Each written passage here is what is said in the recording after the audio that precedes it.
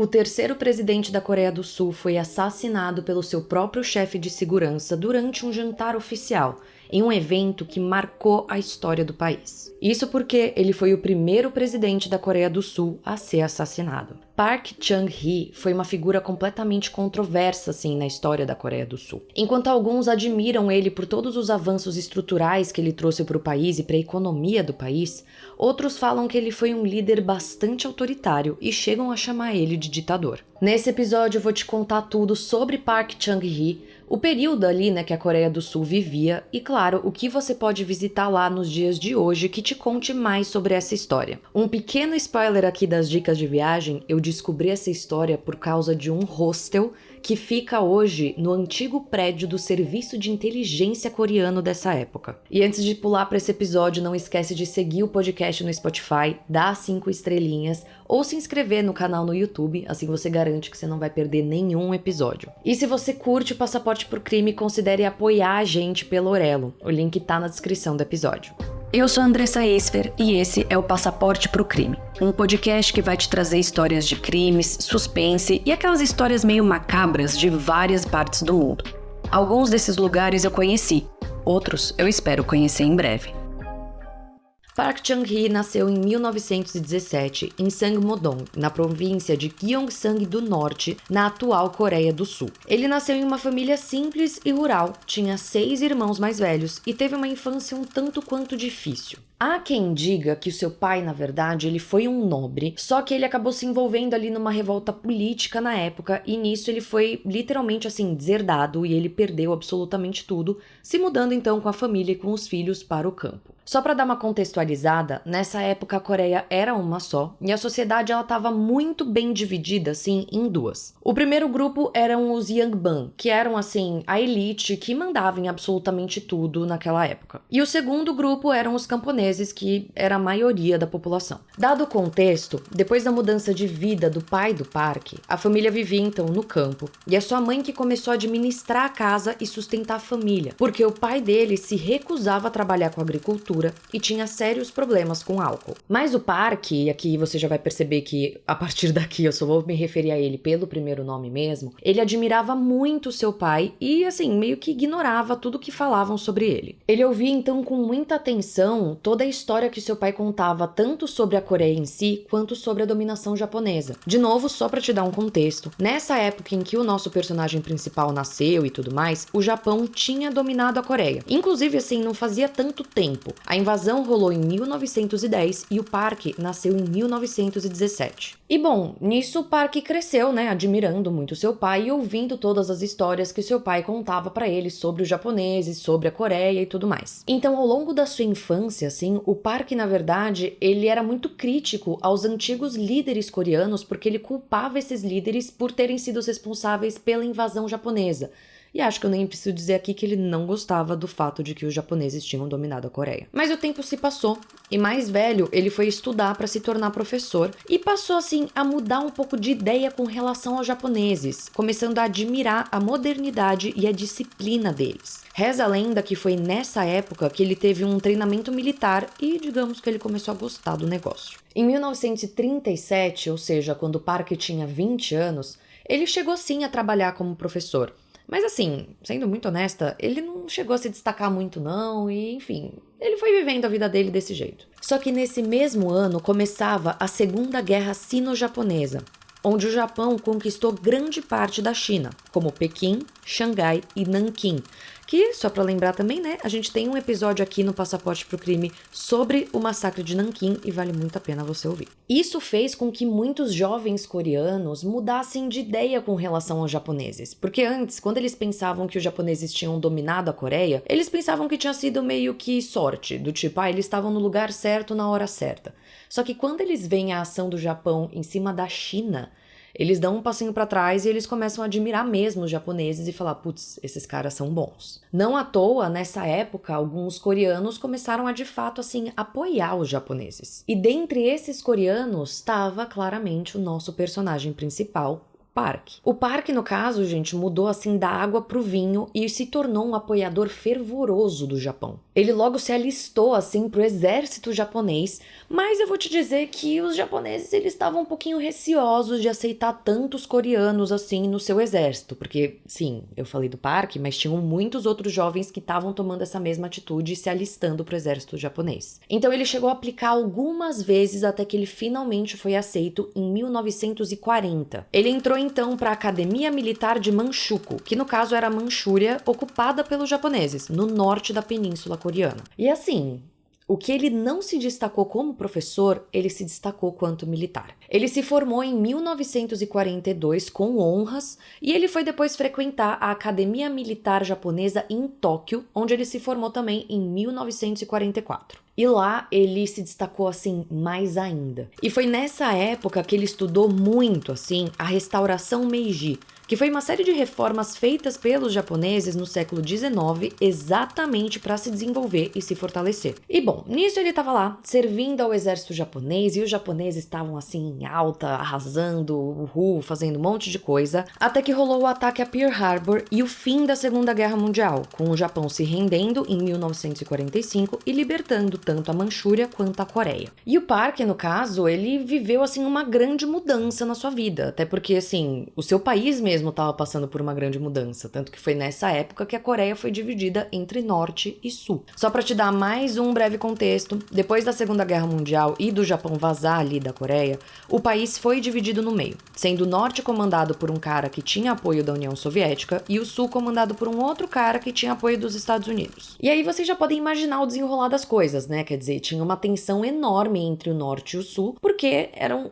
duas formas de comandar ali completamente diferentes e cada região queria impor a sua forma de comandar no país inteiro. Esse clima bem tranquilinho, assim, foi se mantendo, até que em 1948, de fato, rolou a criação mesmo da Coreia do Norte e da Coreia do Sul. E aí, 2 anos depois, ou seja, em 1950, começava uma guerra entre a Coreia do Norte e a do Sul, que oficialmente, gente, nunca terminou. Assim, em 1953 foi assinado um armistício, mas eu digo que a guerra nunca terminou porque oficialmente nunca foi assinado um tratado de paz formal mesmo. E nesse contexto todo, o Park ele lutou pela Coreia do Sul e ele foi crescendo dentro da hierarquia militar, até que ele chegou ao posto de general em 1958. Ou seja, depois que a guerra supostamente já tinha acabado e a Coreia do Sul já tinha lá a sua independência. Aqui, gente, eu preciso só reforçar que claro que eu tô contando os fatos de uma forma bem simplificada, tá? Assim, as coisas são um pouquinho mais complexas e daria pra aprofundar muito, mas a gente vai sair muito da história do nosso personagem. Então a Coreia do Sul conseguiu sim a sua independência, só que digamos que o cara que assumiu o poder ali, ele não era lá grandes coisas. O governo, no caso, tinha muita corrupção, ele não conseguia trazer todo o desenvolvimento que os coreanos estavam esperando pro país. Então, assim, gente, foi uma questão de tempo até esse cara ser meio que chutado do cargo. E aí veio um segundo cara, que também não era lá grandes coisas e também não estava conseguindo segurar as pontas. Até que então chega o dia 16 de maio de 1961. Nesse fatídico dia, os militares, liderados pelo nosso personagem principal, o Park, tomaram o poder, dando um golpe de estado ali. E eventualmente o Park se tornou o líder desse governo militar da Coreia do Sul. E aí logo de cara ele já começou a implementar uma série de mudanças, uma série de reformas e criar assim várias instituições que ajudariam muito ele a se manter no poder, mas que também causariam o seu fim. Essas instituições eram o Conselho de Planejamento Econômico, a Agência Central de Inteligência Coreana e o Partido Republicano Democrático. E bom, nisso o Park foi fazendo essas coisas que eu comentei e ele foi ficando no poder, só que, lembrando, né, ele tinha dado um golpe, então ele estava no poder por meio desse golpe de Estado, até que em 1963 ele cedeu à pressão dos Estados Unidos e convocou uma eleição na Coreia do Sul. Nessas eleições, então, ele venceu o outro candidato, assim, por pouco, mas venceu, e se tornou de fato um presidente legalmente eleito. E assim, gente, ao longo dos seus mandatos, e aqui eu já falo no plural porque ele teve 3 mandatos, já te adianto isso, ele foi uma figura bastante polêmica. Por um lado, quem gostava dele elogiava o fato dele ter conseguido desenvolver bem a economia do país, tanto que assim, de fato, a Coreia do Sul foi uma das economias que mais se desenvolveu no mundo nesse período.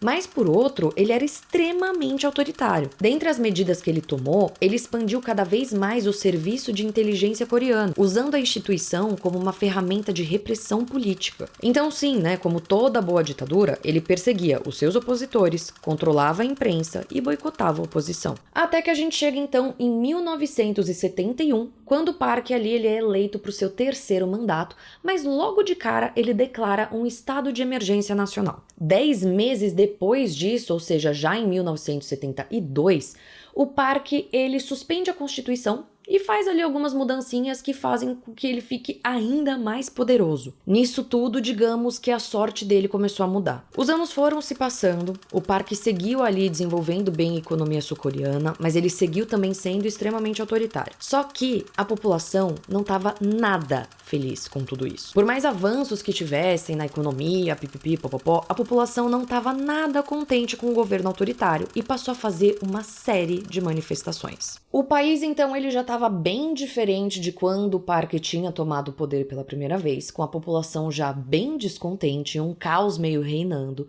até que a gente chega, então, no dia 26 de outubro de 1979. Nesse dia específico, o Park ele organizou um jantar oficial ali na Casa Azul. Casa Azul que nada mais era do que a residência presidencial, tipo a Casa Branca, assim, só que coreana.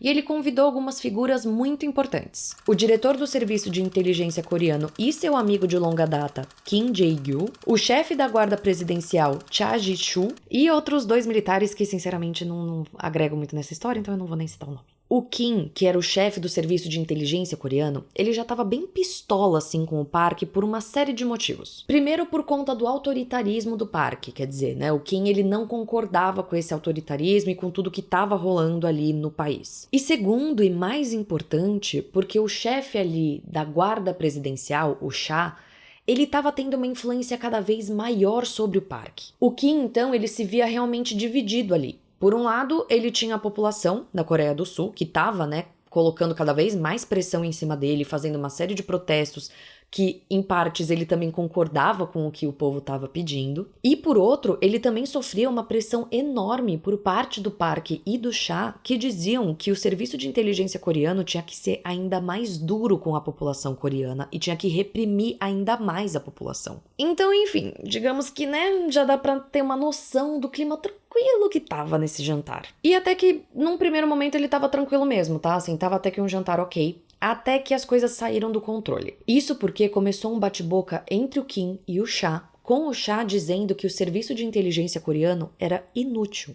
E o Kim ficando completamente revoltado ali com a situação e se retirando da sala. Só que eventualmente o Kim volta para a sala. E ele volta armado com uma pistola. Ele atirou primeiro no Cha, 2 vezes no seu peito, e matou ele assim, na hora. Depois, ele se voltou pro Park e atirou também 2 vezes. Um desses tiros acertou o Park na cabeça e matou ele ali na hora. Há quem diga que esse tiro na cabeça ele foi proposital e que ele foi num estilo execução mesmo, e que o Park ele teria dito alguma coisa pro Kim antes de levar esse tiro. Mas tem gente que nega essa versão. Seja como for, o ponto é que depois desses 2 assassinatos, se começou assim uma verdadeira confusão. O Kim até tentou tomar o controle ali da situação, pedindo para os seus subordinados neutralizarem os guardas do serviço real, mas não rolou muito não. Ele foi pego, preso e julgado. No julgamento, ele alegou que ele assassinou o Park para salvar a Coreia do Sul de uma ditadura que estava sendo, né, cada vez mais autoritária e cada vez mais violenta. Mas há quem diga que, na verdade, o Kim, ele agiu por raiva.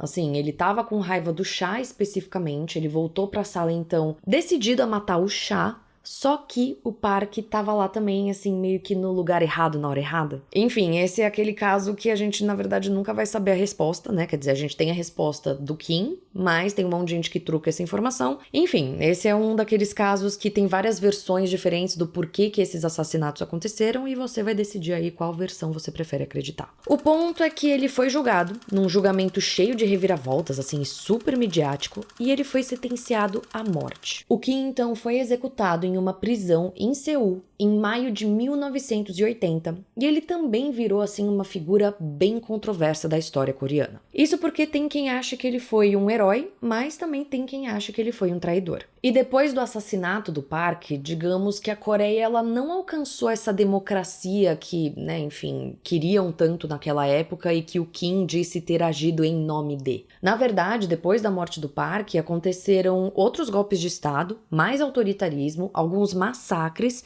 e a Coreia do Sul só foi realmente fazer a primeira eleição, assim, em 1987. Bom, encerrada aqui todas as pontinhas soltas que eu acho que eu poderia ter deixado, eu encerro a história então do Park Chung-hee, que foi uma figura assim muito importante na história da Coreia, mas também, claro, uma figura muito controversa. E aqui, gente, eu tô falando Coreia, porque eu tô acostumada com outro episódio que a Coreia era uma só, mas aqui eu tenho que lembrar que eu estou falando especificamente da Coreia do Sul, tá? Então, assim, o Park Chung-hee, ele era muito importante para a Coreia do Sul.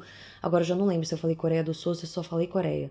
Mas, enfim, Coreia do Sul. Dito tudo isso, encerrada a história, essa é a hora que eu convoco os viajantes de plantão pra gente falar sobre o que é possível de se visitar na Coreia que te conte mais sobre a história desse personagem, mas também, assim, sobre o período que ele viveu. E as dicas desse episódio vão ser de novo sobre Seul. Esse é o segundo episódio que eu faço sobre a Coreia do Sul, que as dicas são sobre Seul, mas fique tranquilo que eu estou com isso em mente, vou procurar aí outras cidades pra trazer. Inclusive, deixa aqui nos comentários se você quer outras cidades, se você tiver alguma sugestão de cidade também na Coreia do Sul pra eu procurar histórias ou o que seja, isso vai me ajudar bastante. Então sim, as dicas vão ser sobre Seul e vamos começar pela primeira, que foi inclusive o motivo pelo qual eu decidi fazer esse episódio. Esse lugar é simplesmente um hostel que foi construído no antigo prédio do Serviço de Inteligência coreano, cujo líder foi quem assassinou o Park. O nome do hostel é Seul Youth Hostel, e ele funciona, na verdade, desde 2003, no prédio antigo do Serviço de Inteligência coreano,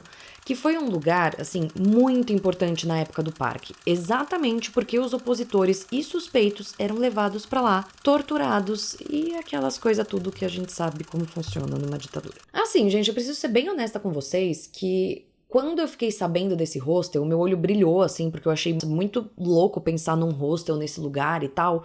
E aí eu entrei no site deles louca pra ver mais informações sobre o prédio, imaginando que eles iam ter uma página só pra contar sobre a história do prédio. Eu tava assim, olhinho brilhando, já pensando se eu ia ficar lá quando eu for pra Seul, entendeu? Aquelas coisas todas. E eu não encontrei nada, não. Assim, gente, o hostel, ele parece ser muito bom, tá? Ele é muito bem avaliado, ele parece ter uma estrutura bem bacana. Eu que já passei por alguns hostels bem ruinzinhos, risos nervosos. Esse hostel parece ser bem legal, mas assim, realmente eles não falam muito sobre o fato de ser construído nesse prédio, entendeu? E tipo, a importância desse prédio. Agora, parando pra pensar, pode ser porque nem todo mundo vai achar essa informação legal, né? É que eu achei super legal, mas pode ser que afaste algumas pessoas, né? Não sei, agora eu tô pensando nisso. Pra mim, eu tava assim, inconformada com essa informação do tipo, como que eles não estão explorando o fato de estar nesse prédio? Mas pode ser que umas pessoas não ficassem lá exatamente por isso, né? Seja como for, gente, o meu ponto aqui é que, assim, é um hostel, ele parece ser bacana, mas ele não parece ter muitas coisas que te contem mais sobre o serviço de inteligência coreano. Não parece que é algo que o hostel ele explora tanto assim. Então, se você tiver por passagem por Seul, e assim, se você não quiser ficar hospedado nesse hostel, eu não sei se eu te recomendaria ir lá visitar o hostel, sabe? Porque ele não parece ter muitas coisas sobre o serviço de inteligência. Tem outras dicas que vão te contar mais sobre esse período e que são mais interessantes do que o hostel. Mas eu queria até contar essa curiosidade de como eu cheguei na história desse personagem, como eu cheguei nesse episódio em si, e foi por encontrar esse hostel. Então, enfim, eu achei interessante trazer isso pra vocês, porque muita gente já me perguntou como eu descubro as histórias e fica aqui essa curiosidade. Mas então, né, dando uma dica pra você de fato aprender sobre esse período, eu acredito que o melhor seria você visitar o Museu Nacional da História Contemporânea de Seul, que foca realmente nos últimos 100 anos do país, indo então desde presidentes e a divisão da Coreia, até o tipo K-pop, Samsung e coisas assim. Ele fica no centro da cidade, é gratuito e é enorme. Mas eu preciso dizer, assim, gente, eu só vi elogios, tá? Eu vi muita gente falando que vale super a visita se o seu foco é realmente entender essa história mais recente do país e tudo mais. E por fim, mas não menos importante, eu vi que esse museu, ele também conta com várias exposições temporárias que são muito elogiadas também. Então, se você estiver indo pra Seul, vale a pena você dar uma olhadinha, ver que exposições temporárias pode ter por ali. e tal, ver se vale a pena encaixar na sua visita. Eu confesso que eu fiquei muito interessada em visitar esse museu. Outro lugar que recomendaram bastante é a Casa Azul, que, de novo, né, a residência presidencial ou vulgo a Casa Branca da Coreia do Sul, e que foi onde o parque foi assassinado. Lá no caso tem exibições sobre presidentes coreanos, então acaba falando sobre o parque e um pouco da Coreia do Sul também. 2 pontos positivos que eu vi sobre essas exposições é que, primeiro de tudo, é gratuito. Aparentemente os museus na Coreia do Sul são gratuitos e só por isso a Coreia do Sul já ganhou um grande espaço no meu coração, porque eu acho da hora pra caramba países, cidades que incentivam assim as pessoas a irem a museus. E segundo, que parece que é uma exposição muito interativa. Eu vi uma galera falando do tipo, e que tem lugar pra você posar, fingindo que você é o presidente da Coreia do Sul. Tudo bem, isso aí eu achei meio tosco, vou ser honesta. Mas assim, tipo, tem todo o cenáriozinho pra você sentar na cadeira. Aí parece que tem, tipo, coisas tecnológicas ali pra você interagir, pipipipopopó. O que, se você estiver viajando com família ou com crianças ou o que seja, é interessante. Ou até com pessoas adultas mesmo que gostam dessas coisas mais interativas. Eu acho que eu acabaria me divertindo um pouquinho também. Não sei se eu tiraria uma foto sentada na cadeira fingindo ser presidente da Coreia do Sul, né? Eu acho que isso eu não faria. Mas a parte mais tecnológica, eu acho interessante ficar brincando ali, apertando os botões e tal. E bom, com isso eu encerro o episódio de hoje. Episódio esse com uma história bastante curiosa. Foi muito legal trazer a Coreia do Sul de novo pro podcast. Eu preciso trazer Coreia do Norte também. Eu preciso trazer muitos países, tá, gente? Eu tenho plena consciência disso. Eu tô, assim, explorando algumas regiões específicas. Talvez vocês tenham percebido isso. Mas eu tenho plena consciência que eu ainda tenho muito lugar pra explorar. Então, mais uma vez, se você puder deixar aqui nos comentários ou outras cidades na Coreia do Sul pra eu explorar, ou outros países ou outras regiões que vocês querem ver, deixa aqui nos comentários, isso me ajuda muito. Eu leio todos os comentários, respondo todos os comentários. E eu vou ficar muito feliz em saber o que vocês querem. Eu vou colocar ali na minha listinha de episódios e vou dar um jeitinho de atender aos seus pedidos. Dito tudo isso então, gente, fica aqui o meu enorme agradecimento a você que ficou até aqui, me ouvindo falar as minhas baboseiras de sempre, que eu sempre fico enrolando no final de cada história. Quando não é roteirizado, gente, eu sou o terror do meu editor. Peço perdão pro meu editor, porque aí eu começo a improvisar, e aí eu falo um monte de besteira, e aí eu me embanando, e aí eu não sei por onde eu volto, aí eu tenho que repetir tudo. Eu acho que eu sou o terror do meu editor nesses momentos. Mas, de novo, né? Como eu falei, estou enrolando. Então fica aqui o meu muito obrigada a você que chegou até aqui. Lembrando, o Passaporte pro Crime tá disponível em todas as plataformas de streaming. Não esquece de avaliar a gente na plataforma que você escuta. Seguir o podcast também na plataforma que você escuta. Ou se inscrever no canal, essas coisas assim. Porque aí você não perde nenhum episódio. E se você gosta do Passaporte pro Crime, considere apoiar a gente. Hoje em dia sou só eu e o meu editor, mas a gente quer crescer, a gente quer ter uma equipe, a gente quer poder trazer o melhor conteúdo possível pra vocês. Então qualquer contribuição aí, qualquer ajuda de vocês é mais do que incrível pra mim. No caso, hoje em dia a gente tá na Orelo, que é uma plataforma super bacana e que remunera os podcasters. Então se vocês puderem entrar no perfil do Passaporte pro Crime na Orelo, considere ali apoiar a gente. Vou ser eternamente grata. E não esquece, né, de comentar, de me falar o que vocês estão achando. Eu, como eu disse, acompanho tudo e eu fico muito feliz de ter essa troca com vocês. Então, é isso. Já tô de novo me embananando, o meu editor que me perdoe, mas encerro aqui finalmente. Então, um beijo, muito obrigada. E, esqueci de pedir pra você compartilhar o podcast com alguém, mas acho que isso daí já é praxe, né, gente? Você já sabe que você gostou, você manda pra alguém. Tipo, olha essa maluca se enrolando no final. Enfim, um beijo, até a próxima, onde eu vou te levar pra algum outro lugar do mundo.